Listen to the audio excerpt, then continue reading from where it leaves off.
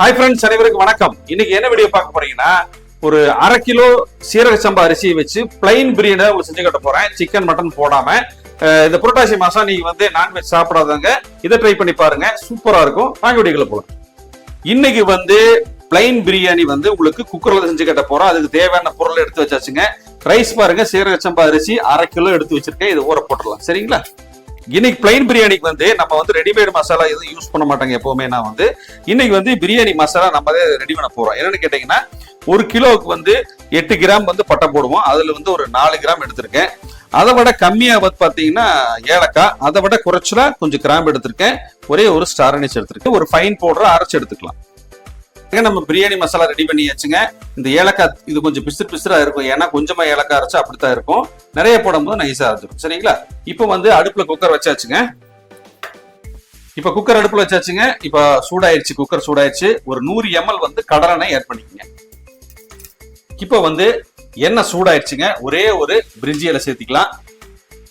ஒரு ஏலக்காய், ஒரு கிராம்பு, ஒரு ஸ்டார் அனீஸ், ஒரு பட்டை துண்டு. நம்ம ஏற்கனவே பவுடர் வச்சிருக்கோம், அதனால தாளிப்புக்கு மட்டும் இது யூஸ் பண்ணிக்கலாம், சரிங்களா? 150 கிராம் வெங்காயத்தை ஸ்லைஸ் பண்ணி வச்சிருக்கேன், சேர்த்துக்கலாம். வெங்காயம் பிரியாணிக்கு எப்பவுமே பொன்னிறம் ஆயிரணுங்க. 90% நல்லா வதங்கிடணும். அப்பதான் பிரியாணி கலர் கொடுக்கும். வதங்கும் போதே பிரியாணிக்கு எப்பவுமே கொஞ்சமா புதினா இலையை முதல்ல சேர்த்து இருக்கு. அது நல்லா கரைஞ்சு வரட்டும். இது கூடவே 2 பச்சை மிளகாய் கீரி போட்டிருக்காங்க. இதுவும் வதங்கட்டும். இங்க பாருங்க, வெங்காயம் ஒரு 90% நல்லா வதங்கிருச்சு. இந்த அளவுக்கு போதும், ரொம்ப கருவிட வேண்டாங்க.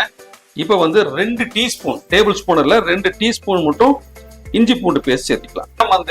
தக்காளி கட் பண்ணி வச்சிருக்கீங்க. அளவு பாத்தீங்கன்னா 100 கிராம் தான் போதும். இந்த அளவுக்கு போதும். இப்ப தக்காளி போட்ட உடனேயே கொத்தமல்லி தழை கொஞ்சம் தூவிக்கலாங்க. சும்மா ஒரு கைப்பிடிக்கும் கொஞ்சம் குறைவா. ஒரே ஒரு டீஸ்பூன் மிளகாய் தூளுங்க.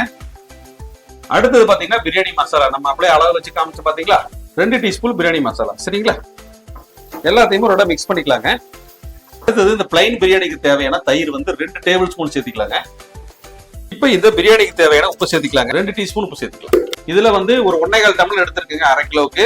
இப்ப இதை ஊற வச்சு தண்ணி எல்லாம் வடிச்சு எடுத்தாச்சு. இப்ப இங்க மசாலா ரெடி ஆயிடுச்சு, பிரியாணி மசாலா. இதுக்கு தேவையான தண்ணி 2.5 டம்ளர் தண்ணி சேர்த்துக்கலாம்.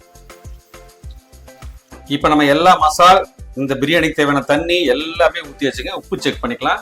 ஏற்கனவே ஒரு 2 டீஸ்பூன் போட்டிருக்கேன் உப்பு. சரியா இருக்குங்க. எப்பவுமே பிரியாணிக்கு குறுநாள் தூக்கலா இருக்கும், கரெக்டா இருக்கு. இப்ப ரைஸ் சேர்த்துக்கலாம். கொதிக்க ஆரம்பிச்சிருச்சுங்க. 1/2 மணி நேரத்துக்கு முன்னாடி ஊற வச்ச சீரக சம்பா அரிசி சேர்த்துக்கலாம். இப்ப ரைஸ் சேர்த்தியாச்சுங்க. ஒரு இடம் கலந்துக்கலாம். இப்ப அரிசி சேர்த்தியாச்சுங்க. ஒரு இடம் கலந்து விட்டாச்சு. கொஞ்சமா லெமன் சேர்த்துக்கலாம். ஒரு 1/2 லெமன் மட்டும் போதும். இப்ப நல்லா சாப்பாடு கொதிக்க ஆரம்பிச்சிருச்சுங்க. கொஞ்சமா கொத்தமல்லி இலை மட்டும் சேர்த்திக்கலாம், புதினா வேண்டாம். மறுபடியும் கலந்துக்கலாம். லாக் பண்ணியாச்சு. விசில் போட்டுடலாம். ஒரு 2 விசில் வரட்டுங்க, அப்புறம் உங்களுக்கு ஓபன் பண்ணிக்கலாம். இப்ப ஓபன் பண்ணியாச்சுங்க. ஒரு 2 விசில் விட்டுட்டு ஒரு 10 நிமிஷம் ரெஸ்ட் விட்டு ஓபன் பண்ணிருக்கேன். நல்ல கமகமன்னு வாசனையோட பிளைன் பிரியாணி சூப்பரா வந்திருக்கு. கொஞ்சமா ஃபைனலா நெய் போட்டுக்கலாங்க. இது வீட்டு நெய் தான், கொஞ்சமா சேர்த்துக்கலாம். ஓகேங்களா? நல்ல உதிரியான அட்டகாசமான பிளைன் பிரியாணிங்க.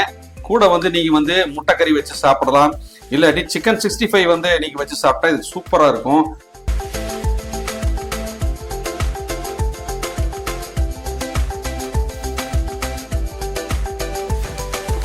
ஒரு சூப்பரான பிளைன் பிரியாணி, தயிர் பச்சடி, சோயா சுக்கா பண்ணிருக்கேன். சூப்பரா இருக்கு. இதே மாதிரி நீங்களும் ட்ரை பண்ணி பார்த்துட்டு எப்படி இருக்கு கமெண்ட் சொல்லுங்க.